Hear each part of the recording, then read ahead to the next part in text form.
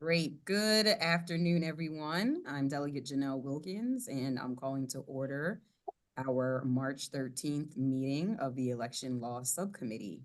We have several bills before us that we'll be discussing, and I will take them in bill number order. Let's start with House Bill 261, Unemployment Insurance Benefits, Election Judges. This bill does have amendments.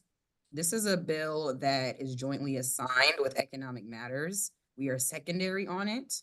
So I believe we had some folks who went over for the hearing, but it didn't come before our full committee. This bill ensures that election judge compensation does not impact a person's unemployment insurance benefit payment.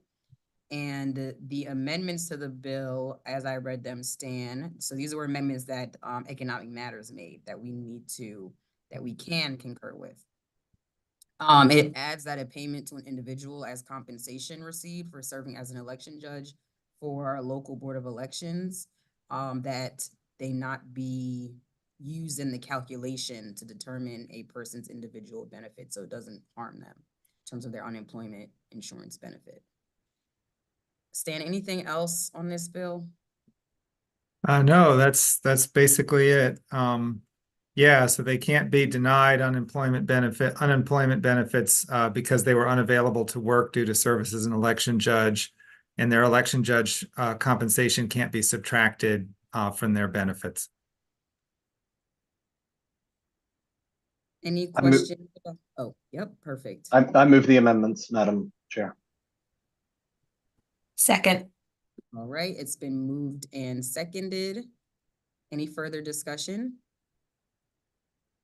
All right, all those in favor of the amendments to House Bill 261, please say aye or raise your hand. Any opposed? Delegate Griffith, if you want to just let us know if you're yes or no. Although it does pass, I think either way.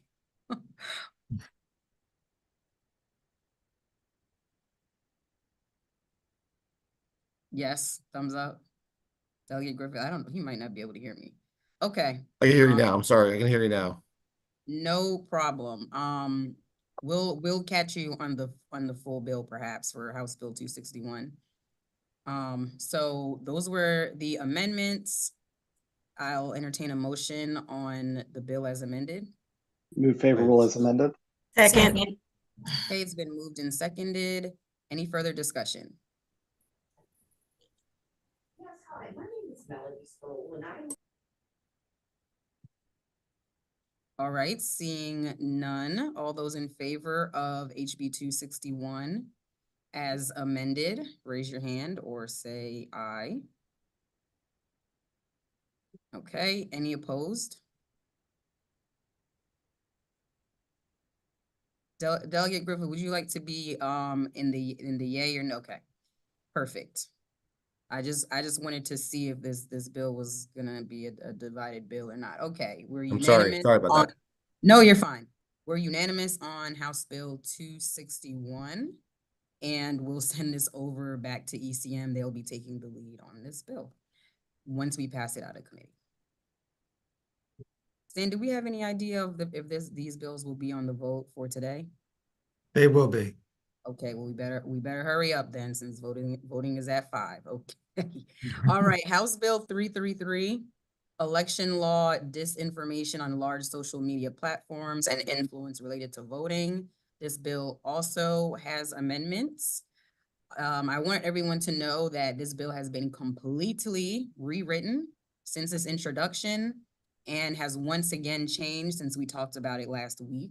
A lot of the feedback from last week's meeting, and thank you for the great feedback, was incorporated into the bill. So as amended, the bill requires that the State Board of Elections has to maintain a portal on their website for the public to use to report election disinformation. It requires that SBE periodically review the material submitted by the public through the portal and issue corrective information as needed, or refer cases that are rise to that level to the state prosecutor. I want to flag that social media sites are no longer included. They're no longer named at all in the bill. And the definition of election disinformation is incorrect or misleading information regarding the time, place, or manner of an election results, or voting in the state. So this is not criticizing someone. This is not a bill that's about free speech. It's about having a more clear way when there is misinformation or disinformation to report that to the State Board of Elections, and for them to take actions to ensure that the correct information is out. So, and once again, we're talking about the time, place, or manner of an election. We're talking about election results or voting rights in the state. Any questions or discussion about this bill? Delegate Fair. Thank you, Madam Chair. I just want to say I really appreciate the comprehensiveness of kind of looking at this more holistically, and especially the section that I identified influence to mean the use of pressure, deception, trickery, or direct or indirect authority to induce action or change. Like that all really kind of cuts into the large portion of our conversations that we had last week. So thank you so much for the hard work to put this bill together. Absolutely. Thank you so much to Stan, and I know State Administrator provided some helpful input and feedback. This bill really has changed a lot since its introduction to accommodate various feedback from all over. Why don't we go ahead and adopt the amendments, and then we can have any further discussion on the bill as amended. I'd like to entertain a motion. Move favorable on the amendments. Second. All right, the amendments have been moved and seconded. Is there any further discussion? All right, seeing none, all those in favor of the amendments, say aye or raise your hand. All right. Any opposed? All right, we have now adopted the amendments onto House Bill 333. We're now on the bill as amended. Move favorable with amendments. Thank you, Delegate Second. Roberts. It's been moved and seconded. Further discussion on the bill as amended. Delegate Griffith.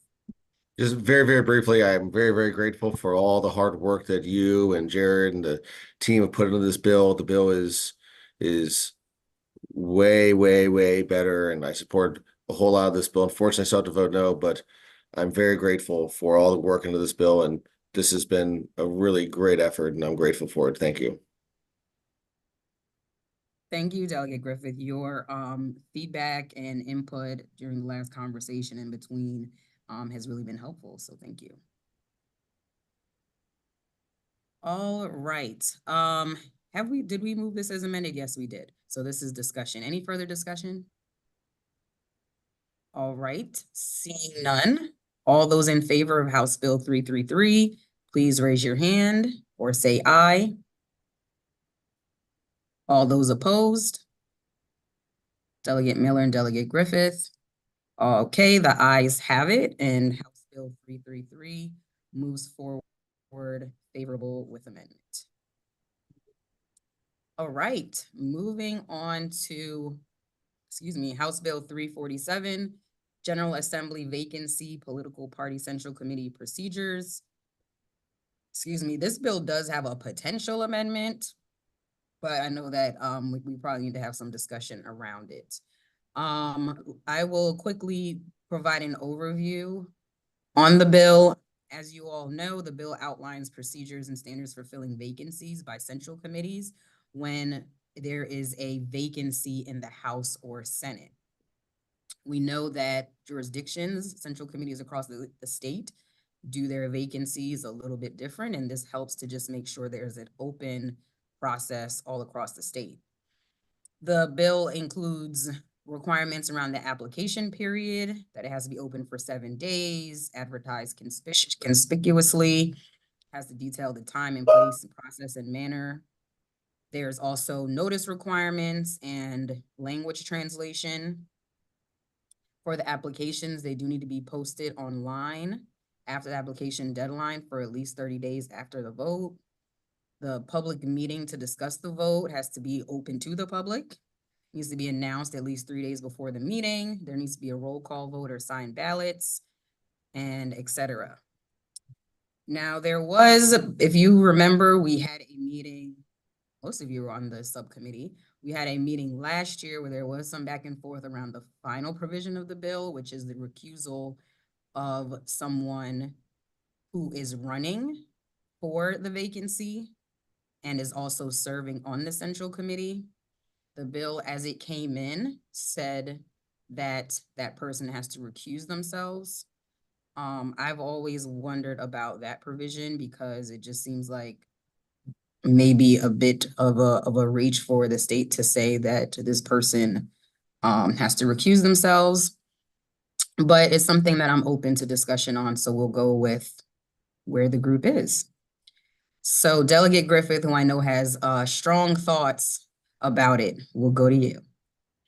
Thank you, Madam Chair, and I appreciate you having conversations with me about this and some of our other colleagues in committee about this, coincidentally.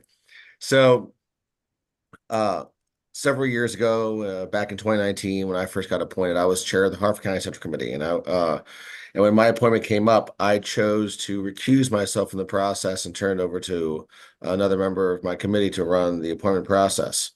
And then a couple of years ago, Delegate Polakovich-Carr reached out to me and asked me to be the co-sponsor of this bill to make sure both parties were represented, make sure we both ran this through our respective parties. And we worked very hard, and I was able to get, while like anything, not 100% excitement, I was able to get buy-in from the bill as drafted from the Maryland Republican Party. And so they're generally agreeable to this. It's not perfect, nothing is, but they're not opposed to this, hence no testimony in opposition to.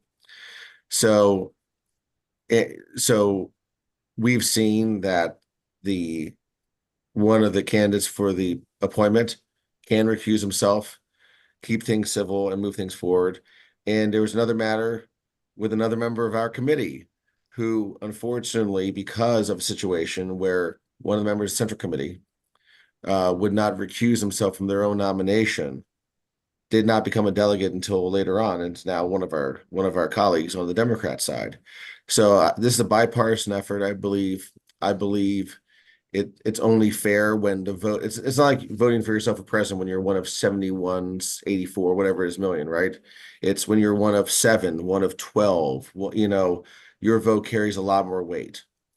And in this one matter with the Democrat Central Committee, this one individual didn't even listen to, allegedly, the other candidates who were up for the appointment. They already made the decision for themselves, right? And that's, I'm not sure that's exactly fair. So I certainly fully support the Central Committee's ability to choose and nominate. I think it's an important part of their role, and we got to empower them to do that. But if someone chooses to enter into that arena on their own free will, then if they're unwilling to voluntarily give up their vote, I think that's problematic. And again, it worked out in my case, and we've seen the sword hurt others trying to do it fairly. So I believe very strongly, along with the other bill sponsor, that we should consider the bill as drafted, or at the very least put back the portion with the Central Committee members recusing themselves if they're considering themselves for an appointment. That's my 2 cents, and I appreciate the subcommittee's consideration. All right, other thoughts? This is our election law bipartisan discussion to make a decision portion. So, Delegate Feldmark. Thank you, Madam Chair. I guess I can see sort of the argument that, someone shouldn't lose their vote on the Central Committee just because they're stepping up to run. I in full disclosure, voted for myself when I ran for delegate. So I can understand that argument, but I do think as Delegate Griffith was telling his story, I think part of it is stepping away, recusing yourself from running the process, right? And I see those as two different things, right? If you're, is that, I'm sorry, did I misunderstand? Both. I recuse myself from the process and refuse to vote. Okay, and that's fair, but I guess what I'm saying is I can see the argument for allowing someone to vote, but I would still be concerned with someone who's putting themselves as a candidate in the mix, actually running the selection process, right? So I kind of want to, I guess I'm suggesting maybe we should bifurcate those two things. And if you want, if we want to retain voting rights, can we at least say sort of if it's, you know, if the person is the chair of the committee, they shouldn't be running the process. That's my thought. And to clarify, Delia Feldmark, are you in favor of including both them recusing themselves from the vote and also from the process to influencing the process? Whether chair, and is it whether they're chair or just a member, or if they're on the executive I'm committee? okay with retaining voting rights. I would want to see them recuse if they're going to be actually sort of, you know, running the process. Got it. If they're a chair, what if what if they're just on the executive leadership?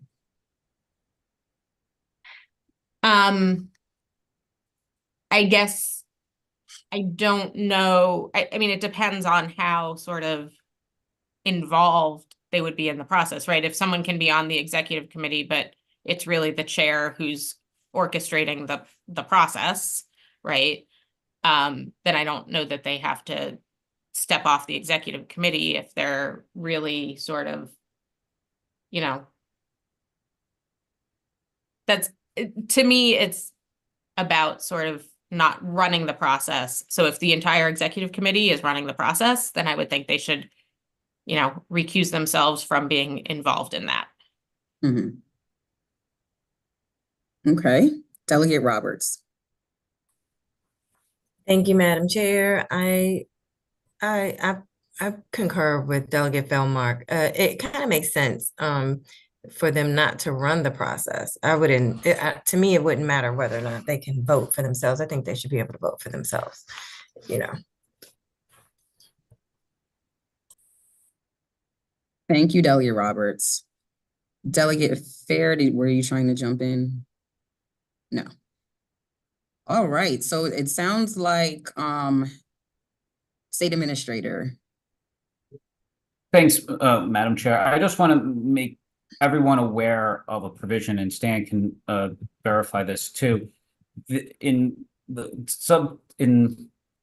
Title 4.101 basically says that if there's a provision in this title that relates to party governance that conflicts with their constitutions or bylaws of that political party, the Constitution and bylaws shall apply to the extent of that conflict. So unless it's a compelling state interest. So this provision here, unless you kind of amend a little bit of 101, might be just advisory to the central committees, because I've gone through in the past about some of the ways that how you have had laws on how they elect certain delegates, and at the end there, we still always go with the state party on that front there. I just wanted to make sure that you're aware of this here, or at least when you're going forward with it, just to make note that whatever change you want to do here, it should be a compelling state interest if you want it to have a binding impact on the central committees. And I just wanted to just bring that to council's attention as well, just to kind of, you know, make sure that like his understanding and my understanding are correct on that. And I'm sorry to not do that earlier. I apologize. Council, can you comment? Oh, yeah, thank you, Madam Chair. Yeah, thank you, Jared. Yeah, we've actually gotten Attorney General's advice on this bill. I believe Delegate Plakovich-Carr has gotten advice on this. And I think, I don't honestly remember, I haven't read the testimony or I haven't read the letter recently, but I believe that they generally said that this was constitutional because the process of appointing someone to a public office is a compelling state Okay, interest. good. But yeah, I'll definitely dig up those letters, and maybe Delegate Plakovich-Carr can do so, and we'll make sure that everything is legally sound. That is very, very, very helpful. So thank you to you both on the legal aspects. Delegate Fair. Thank you, Madam Chair. And I'm a former Central Committee member myself in Frederick. And I guess my only anxiety with removing this provision is, as folks that sit on the Central Committee can tell you, that you do get a bit of an edge up in the process, because you are actually sitting in the back room while the decision is being made. And whether we acknowledge it or not, like, there's a pressure there for folks, right? They're staring at the person they're voting on while they're voting. And in many cases, a lot of other folks don't get to have that opportunity or option. And so I will say the provision, removing the provision entirely does give me pause, just because of my own personal experience of how much time, when I sat on the Central Committee as the vice chair of the Central Committee, the amount of time I spent behind the scenes being able to work directly with those decision makers, that had an office opened while I was on the Central Committee, I would have been uniquely positioned to start with to run, and then also get to sit in spaces that other candidates may not have the option to do. So that does cause me a little bit of pause. Thank you, Madam Chair, for the opportunity to have this open dialogue. Thank you. And I'm just going to pause for a moment, given how close we're getting to voting. This probably is going to be our last meeting, and I know we are really interested in passing this bill. Stan, I just wanted to check if we make an additional amendment or changes, what's that going to look like for us voting it today? Oh, you're on mute. Sorry, yeah, I don't think I'm going to be able to prepare it for today's voting session if we're going to change the amendment. If you just choose not to adopt the amendment, that's fine. But if it's new language, I don't think I'm going to be able to have that for the voting session this evening. But it could be voted maybe tomorrow in another voting session. Absolutely. Okay, well, we definitely want to get this right. I think we're all committed and interested in this bill. So Delegate Feldmark, oh, I had called on you. You can go ahead.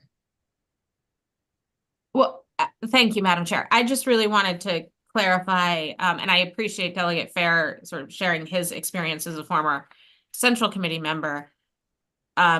With this bill in place, all of those discussions about the appointment would have to take place in open meetings, correct? So other candidates could be present. I just want to make sure I'm understanding the impact of this legislation. I don't know if that's for me, but I would say that, yes, my experience as a Central Committee member is we are beholden to the Open Meetings Act. So people are allowed to sit in the room. I would just say the difference in my head is sitting at the table versus sitting in the room. Right. Is the big difference. Okay. Yeah. Thank you. Yeah, I should just say I don't think because the Public Meetings Act applies to public bodies, so I don't believe it would apply to a party committee. But certainly it's good practice to follow it. But under this law, those meetings would have to become public, right? Yes. Okay. Thank you. Delegate Griffith. Just one last thing. I know we have to go, but to that end, a lot of the lobbying, whipping, whatever word you want to use for the appointments happens very much behind the scenes. So what Delegate Fair was talking about, and because you have constant access as a member of the committee, you already have a pretty unfair advantage baked in the cake during the initial process, which is why I think the recusal is important, because you're already, way ahead of the curve of other folks going into this. But yes, the actual process the interviews are not open, but any discussion and voting is. But the interviews are typically at least for Hartford County and the Republican side, as of right now, the interview process is private. It's the committee with that individual, and then they rotate out, and then discussion open, voting open, and then nomination sent. So. Okay, so it sounds a bit like an even subcommittee almost on the recusal or non-recusal. I think that if we have people recusing themselves from the vote, I think that they should also recuse themselves from anything that's dealing with the process. So you kind of need to just step away completely, whether you're the chair or you're in the executive committee, because I think even if you are not the main person leading it, theoretically, if there's going to be a meeting date, perhaps you're on the executive committee and you're helping to influence when the date is and things like that. And I just think that, well, that person might not have declared their candidacy yet at that point, though. But I think you all get the point that someone being able to kind of influence the process, once you decide that you are going to run, we definitely want to avoid that. So I could go either way on the recusal. I want to take a straw poll to see if we want to move forward with that amendment or not. So this is not an official poll, but members who want to include the requirement around recusal, you can raise your hand or say aye. Oh, wait, I'm not voting. Oh, wait. Wait a minute. Okay, so My hand is only for a question. Oh, okay. Okay, so we have, well, for this that I just put on the table, we have 4 members who want to include the recusal. Right, but Again, I'm not voting. Delegate Roberts. I'm sorry. Okay, Yeah, thank Delegate you. Roberts, go ahead. The recusal from even voting for yourself? Is that whole amendment? To include, yes, to keep in the bill the requirement that someone recuses themselves if they're on the central committee, that they recuse themselves from the vote. So keeping the bill as it came in, which includes a recusal requirement to recuse. But we may add some other things around broader recusal, but for now, I'm just talking about the vote. Okay, all right. I do not. Okay. Thank you, Delegate Roberts. Okay, Delegate Feldmark. Yeah, thank you, Madam Chair. I guess also to clarify, my preference would be to have someone recuse themselves from the process, but hold on to their individual voting right. Okay, so you were not a yes. So, right, that's what I was trying to ask a question. And oh, okay. So I apologize. To me, that bifurcation is significant. So I would rather see someone recuse themselves from the process, not necessarily have to give up their individual voting right. Okay, so I am going to ask Stan to draw up an amendment. I think that unless others feel strongly, I think that there's enough interest in the recusal, but I would say that it should be both. It should be Delegate Feldmark's comment about recusing yourself from the process, and the vote if we're going to move forward with the recusal pieces. So I'm going to ask Stan to draw that up for us. And Delegate Roberts. If I may, just to explain why I agree with Delegate Feldmark, recusal from the process, not the vote, is because we all vote on bills on the floor that we have all sponsored. So we're voting essentially for ourselves. It's for a voice for our constituents and everything, but it's for ourselves as well. Even in elections, we get to vote for ourselves. That's why that's primarily the reason why. And if I recuse myself, what if it came down to one vote? You know what I mean? And then I wasn't able to vote for myself. So I mean, I don't know. I'm just putting that out there, and as as you wish. Okay. I appreciate that, Delegate Fair, and then I think we need to move this forward so we get to the last bill. I'll just say, I absolutely can live with Delegate Feldmark's suggestion. I think that protects a majority of the process. I was given an either or option, and that's how I voted on the either or option. So Delegate Feldmark's suggestion is well taken. Madam Chair. Yes, Stan. So I guess just from a legal and drafting perspective, I think we need to drill down a little bit if the subcommittee wants to require people to recuse themselves from the process as to exactly what that means. Because it could mean a variety of things. Maybe if they're the chair of the committee, that they have to, they have to step aside from, arranging the process. I'm just not exactly sure how to draft what you're getting at. Okay, this is what we're going to do. We're going to vote up or down in the next couple of minutes on various ideas for amendments. And everyone should just vote how they feel. I've heard a few different ideas on how this could work.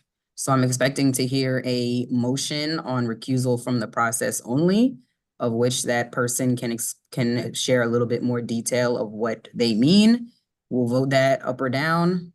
I'm expecting to potentially hear a motion on, well, it wouldn't need a motion because I think some might want to keep the bill clean as it is. So let's just see where we are on that topic. And Delegate Feldmark, do you have a motion on what you'd like to see?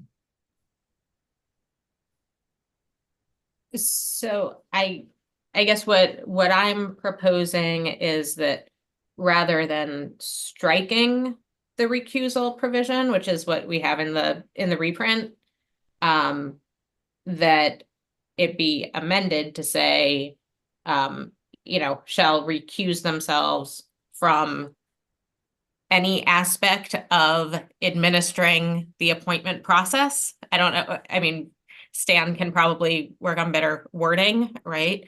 But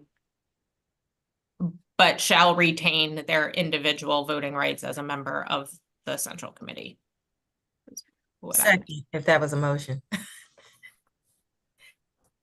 All right, discussion. Stan, did that seem clear and workable or no? I want to make sure we have a motion that you can actually work to put an amendment together on. I can certainly draft that amendment. I think in practice, it would be very much up to the central committees to interpret what that meant precisely. And I'm okay with that. I think that the point that we're trying to make is you should not be influencing the process in unfair ways if you are running. So, all right, we are really up against time. Delegate Griffith. I would say the process includes from advertising it to recruiting candidates to interviewing candidates to put it together. So basically sit on the sideline of the entire process from soup to nuts is what and you and I can talk a little bit more about it, Stan, but it's basically interviews, recruiting, the whole works, vetting. Got it. Thank you. And I just want to mention, I'm sorry, Madam Chair. I was just going to say that, but it is the intent of this amendment to retain voting rights, that you could still vote for yourself. And I think it might be necessary to say that in the bill so that it is clear that they recuse from the process, but not from the vote. So I will say this, I do find it very odd to make someone recuse themselves in all these ways, but not from voting for themselves. But the motion is on the table and has been seconded. Go ahead, Delegate Feldmark. I would just say, I could probably live with a full recusal if that's I would not be upset with a full recusal, but I do think as drafted, this only recuses them from the vote, right? And Yes. I think at the very least, we need to broaden it, right? Or I was kind of working off the initial proposal to strike it. And so to me, it's more important that the person be recused from the process, and I'm less focused on the vote. I'm okay with them retaining their vote. Okay. So the amendment that is before us, and we want to get to Delegate Roberts' bill as well. The amendment that is before us is in regards to the process only, them recusing themselves from the process. All those in favor of the individual having to recuse themselves from the process in all the specific ways that we mentioned, which Stan is going to do his best to try to capture, please raise your hand or say aye. And I'm not voting yet until the end. So don't take my lack of hand as either way.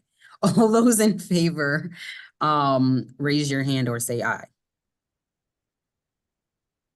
Okay, 3. And then all those against this amendment.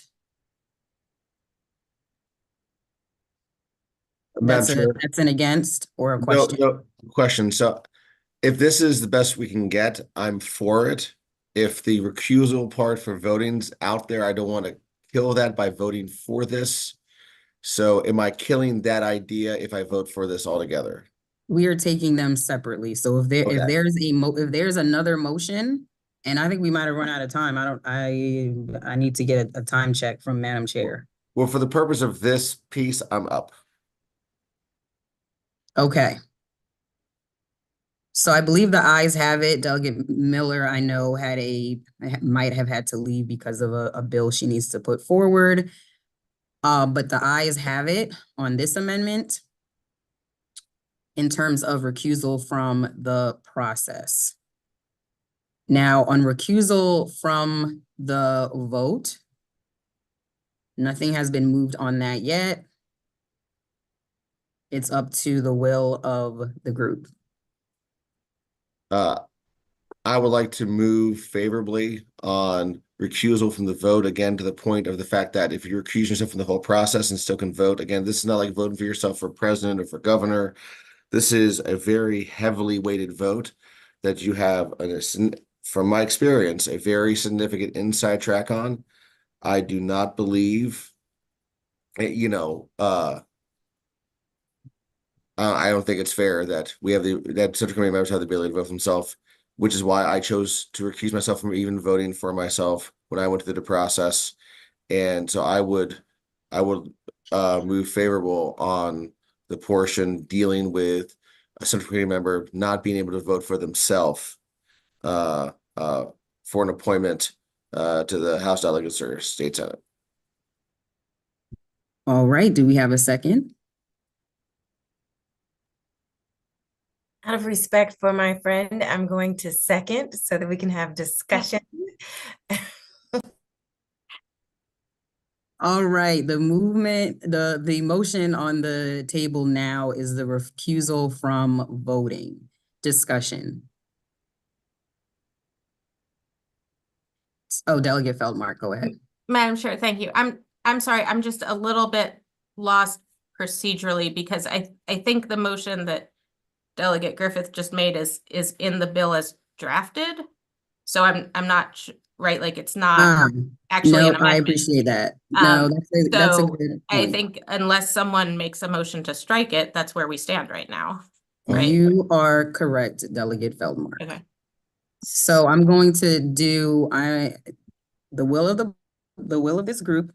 Is there another motion, or are we Move ready to strike. forward? Move to strike. Okay. Is there a second? I'm sorry, Madam Chair. The motion is to strike the requirement that people recuse. Is that the motion? Yes. Okay. Yes, that's the motion. Got it. Understood. I know there's a lot going on, so thank you everyone for keeping up with us here. But the movement is to strike the recusal language. Is there a second? I'll second for discussion. I mean, now that we've bifurcated, I'm okay with it, but I'll second for discussion. Okay. Discussion. Okay, so I am still I understand what you're saying, Delegate Griffith, voting for yourself, but I just feel like I should be able to vote for myself if I'm on it. Now, if we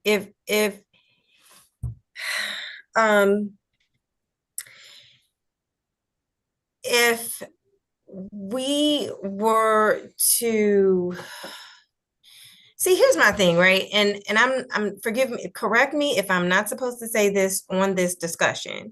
Delegate Roberts, I'm gonna call the vote as soon as you finish. So if you Okay. can just very quickly make your statement. We are out of time. And Okay. I want to get to your bill. I want to get to my bill too, so I'm gonna shut up. Never mind. Okay.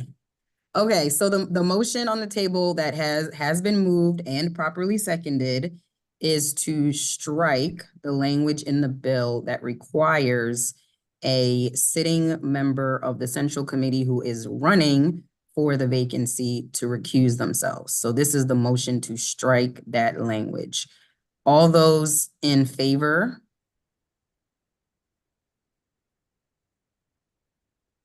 All those opposed?